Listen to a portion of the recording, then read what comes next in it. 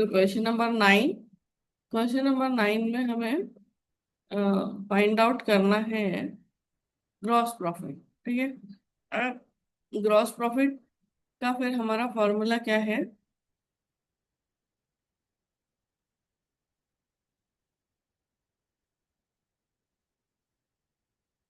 Sales minus cost of goods sold. ठीक है। अब सेल्स तो इसमें दिया हुआ है 14,07,000, लेकिन हमें कॉस्ट ऑफ गुड्स सोल्ड नहीं दिया है।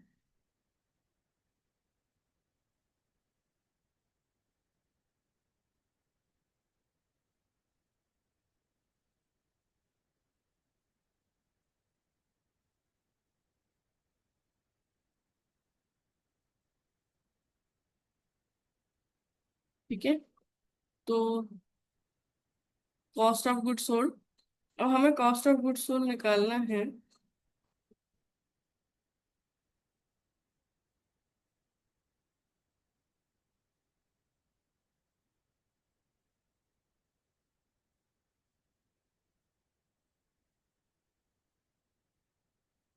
उसका हमारा फॉर्मूला है opening stock plus purchase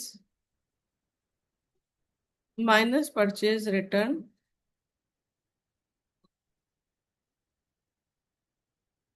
plus direct expenses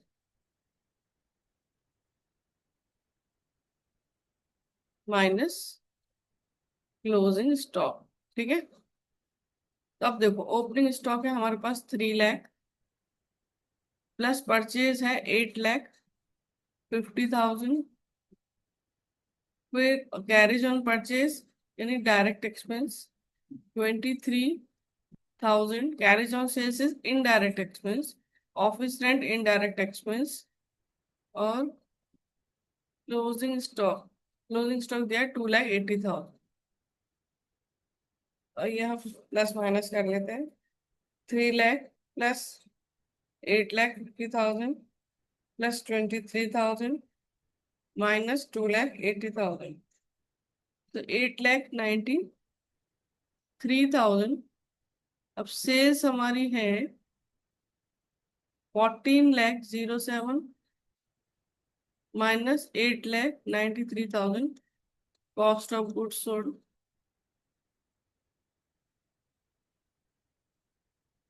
तो ये आ जाएगा 5,40,000। तो ये है हमारा आंसर। हमें क्या चाहिए था? Gross profit. तो sales minus cost of goods sold is gross profit.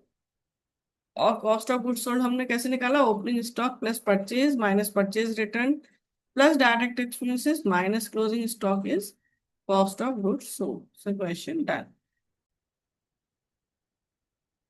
तो क्वेश्चन नंबर 10।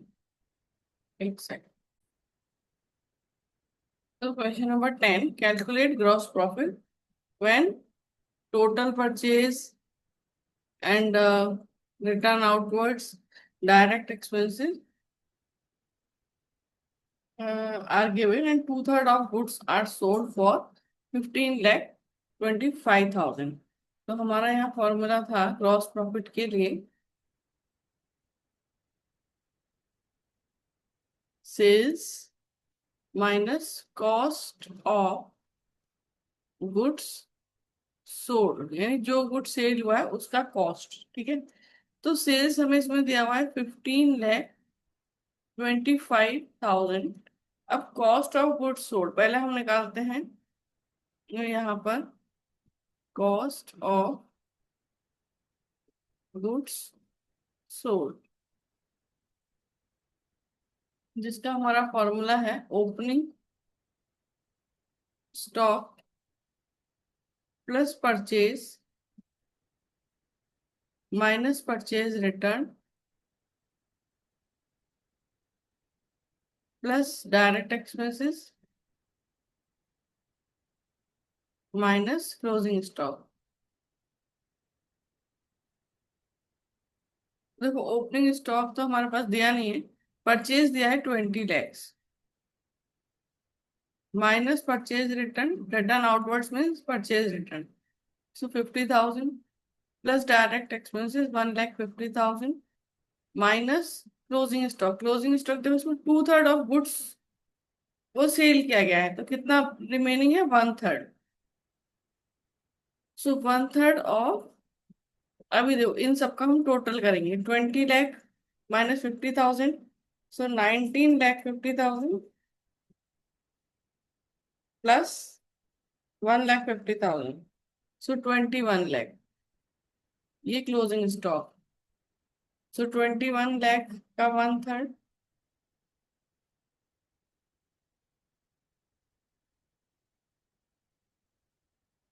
7 लाख, ये आ जाएगा 14 लैक्स। तो cost of goods sold 14 lakh, वो यहाँ पर आएगा 14 लैक्स। तो हमारा ग्रॉस प्रॉफिट आ जाएगा 1,25,000। So this is answer.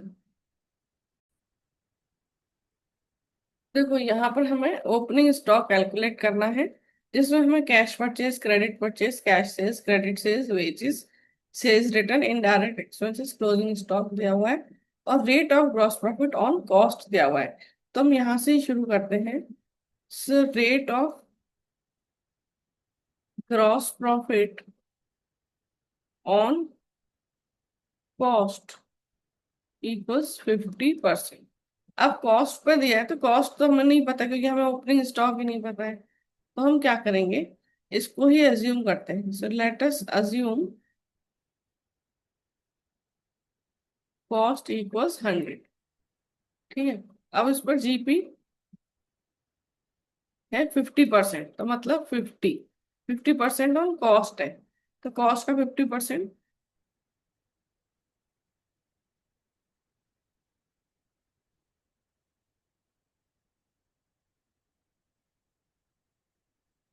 ठीक है, तो 50 आ गया, तो सेल्स कितना आया? 150। तो अब आप जीपी का परसेंटेज ऐसे भी देख सकते हो, gross profit percentage on sales, क्योंकि सेल्स तो हमें पता है, तो सेल्स पर निकाल लेते हैं। So gross profit percentage on sales equals GP upon sales. ठीक है, इंटू 100। तो यहाँ पर देखो जीपी कितना है हमारा? 50, सेल्स है 150 और ये है 100। तो ये हो जाएगा 33.33% ऑन सेल्स।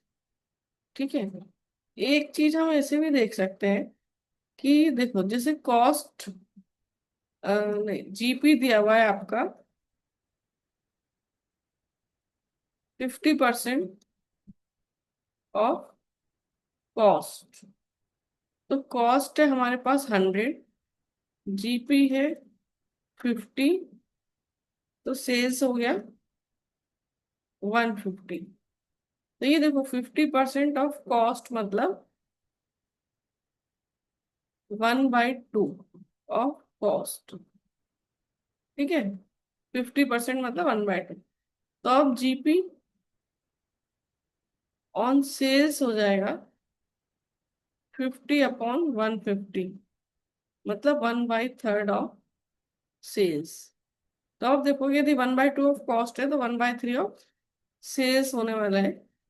ऐसे ही हम और भी देख सकते हैं, जैसे जीपी हमें यदि दिया हुआ है 1, यानी 33.33% ऑफ कॉस्ट, मतलब 1/3 ऑफ कॉस्ट।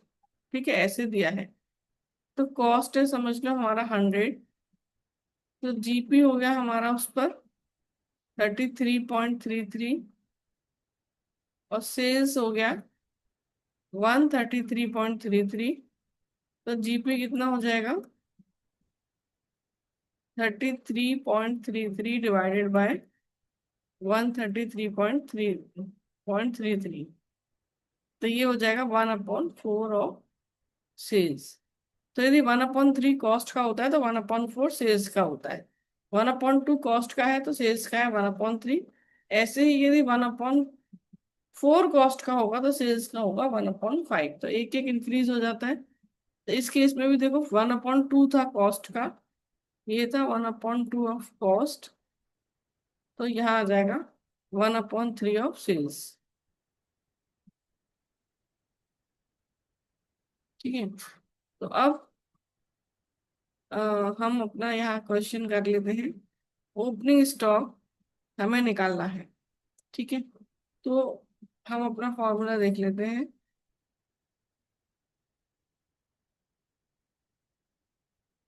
देखो sales minus gross profit equals cost of goods sold. तो अब यदि हमें कॉस्ट ऑफ गुड्स सोल्ड देखना है तो सेल्स देखेंगे। सबसे पहले सेल्स कितना दिया है, कैश सेल्स क्रेडिट सेल्स, सो दोनों में ऐड कर लेंगे। 3,50,000 एंड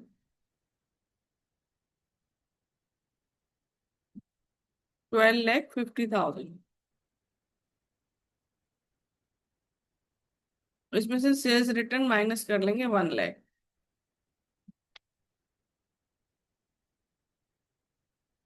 तो ये हो जाएगा 15 lakhs। और इसमें से ग्रॉस प्रॉफिट माइनस करेंगे। अ, हमारा आया था 1/3 ऑफ सेल्स, ये वाला। सो 15 लाख का हमारा सेल्स है, उसका 1/3। 15 लाख कैसा है, 3,50,000 प्लस 12,50,000 माइनस 1 लाख, उसका 1/3। तो ये आ जाएगा 10 lakhs। ठीक है।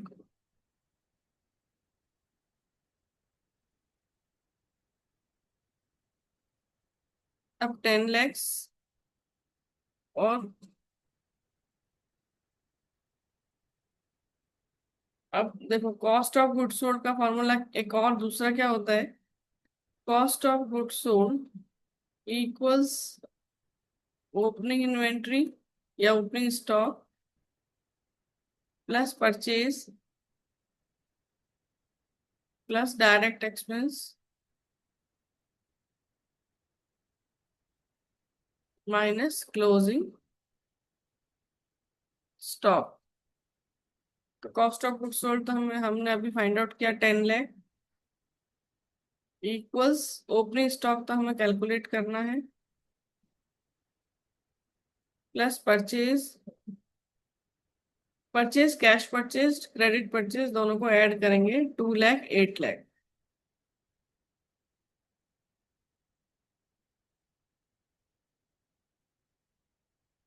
प्लस एक्सपेंसेस दिए हुए हैं, वेजेस 25,000 वो भी ऐड करेंगे। फिर इनडायरेक्ट एक्सपेंस नहीं लेंगे। ठीक है। और closing stock 1 lakh.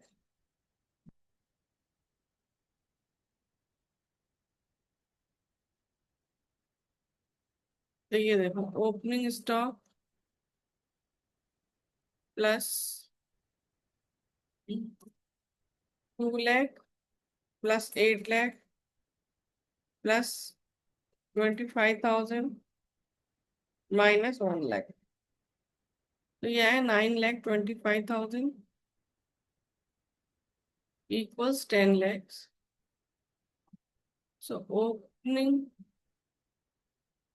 stock will be 10 lakhs minus 9,25,000. So 75,000 answer.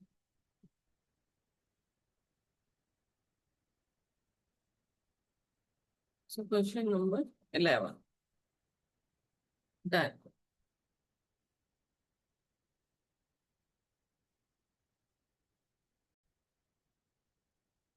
Question number 12th A. Net sales for the year ended 31st March 2025 4,50,000. If gross profit is 30% on sales, cost of goods sold. So cost of goods sold equals sales minus GP. ठीक है, तो sales हमें दिया है 4,50,000 और GP है 30% of sales यानी 4,50,000। तो 4,50,000 का 30%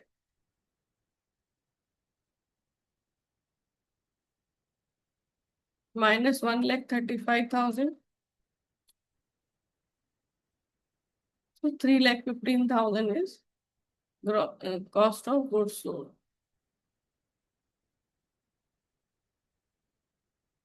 ये ए पार्ट था।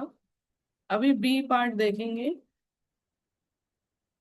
Net sales for the year ended 31st March 2025 is 4,50,000. Gross profit is 25% of the cost. Find gross profit and cost of goods sold.